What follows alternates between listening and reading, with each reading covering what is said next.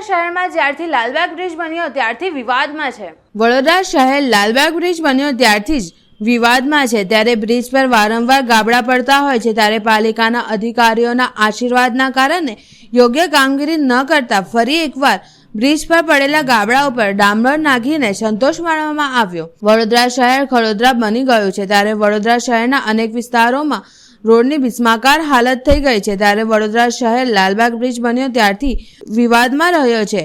આ બ્રિજ પર વરસાદની ઋતુમાં બ્રિજ પર ગાબડા પડતા હોય છે અને પાલિકા દ્વારા આ બ્રિજને રિપેર કરવા માટે લાખો રૂપિયા ખર્ચ કરવા માટે આપે છે, પરંતુ પાલિકાના મરતિયાના કારણે શહેરીજનોને યોગ્ય સુવિધાઓ મળતી નથી।